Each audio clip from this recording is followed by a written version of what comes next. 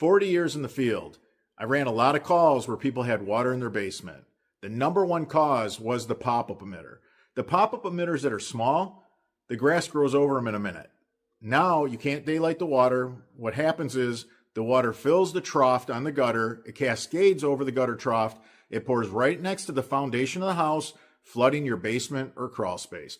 The very first part we made was the pop-up emitter. We reinvented the pop-up emitter. Now grass cannot grow over the area of discharge because we have a big plate for the grass to grow over. You also have time now to cut the grass around your pop-up a few times a year so that it's always waiting and ready for the next rainstorm. We also created an opening that's big enough for leaves, tree seeds, tree buds to float out. You got to be able to discharge all those solids.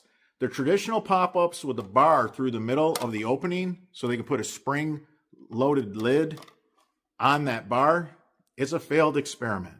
We know what failure looks like. 40 years in the field, we know.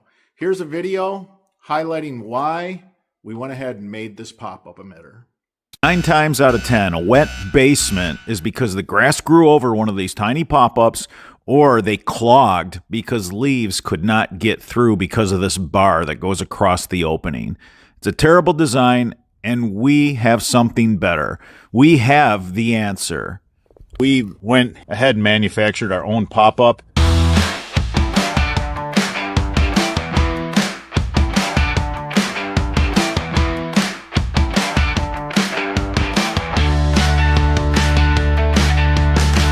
So this is what you can expect from just a standard pop-up. Since there's no way to access the inside of the pop-up, what happens is there's just no way that leaves, big, large items of organic material can find their way out. You can't service it. You can't get in here because the way this pop-up is made, there's this bar going across, so you can't fit your hand in there. Just take this opportunity to show you what we see every day. What we did is we designed a pop-up emitter so that grass can grow on top of it, but it won't impede the lid from opening and letting the water out. These are really tiny. The grass grows over them in a minute. That's a problem because then you lose them. Now your underground buried downspout system is not daylighting. What that means is your water has to be taken to daylight.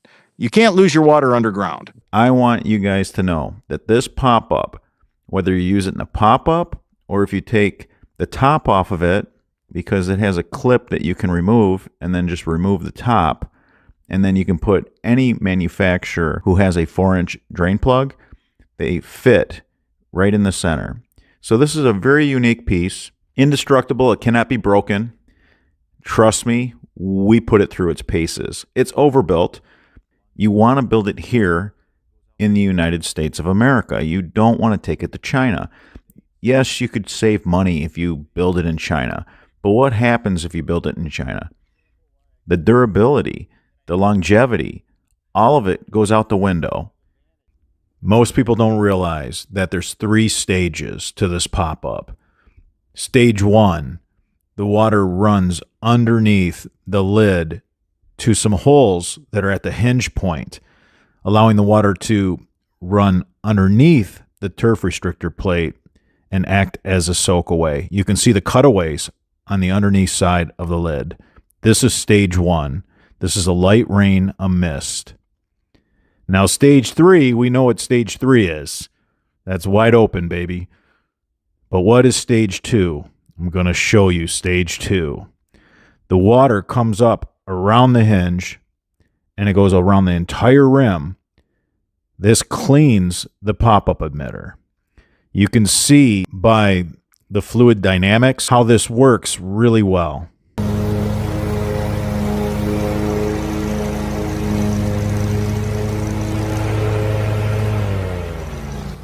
The lid is heavy enough to where the lawnmower can't suck it up, but yet water can float it. All right, so this existing downspout ran to here. That's not far enough, just 10 feet, and they sell these pieces that are 10 feet long in the big box stores. So unfortunately, people are misled. You want to go farther than that typically. It's super flat up here, so we need to get the water out of here. There's no way we can empty this line. It'll just freeze in the winter. Super flat up here, so it's just going to stay full of water. So we ran it as the grade dropped. We're going to empty the line out entirely. When installing a pop-up emitter, make sure you get the water far away from the structure. The further you run away from the house, the more the grade drops. Always run a pop-up far away from your structure with an inline catch basin. That way you could always access it. Super easy to run a jetter through there if you had an issue. Make sure to always use a pop-up that the leaves can flow freely out of, and use a pop-up that has a turf restrictor plate so that the grass doesn't grow up on it. Again, if you run far away from the home, you end up lower. There's usually more fall as you get away from the house. This will empty your entire line so that water's not sitting in that line. Super easy to get your hand inside. Go ahead and grab leaves, sticks, pine cones, anything that floats. And you have this big plate. The grass can grow up on the plate instead of growing over the discharge line. So this way, it's waiting and ready. The guys put the sod back, they backfilled, did a real nice job. Got our inline catch basin for shingle gravel, and it's super easy to get inside. You want to just run a garden hose, run a jetter, whatever it may be. You just want to have access. Don't paint yourself into a corner. We were doing an installation, and we got hit by a really dense cell. It created a flash flood, but it also provided some amazing footage showing a pop-up emitter in action.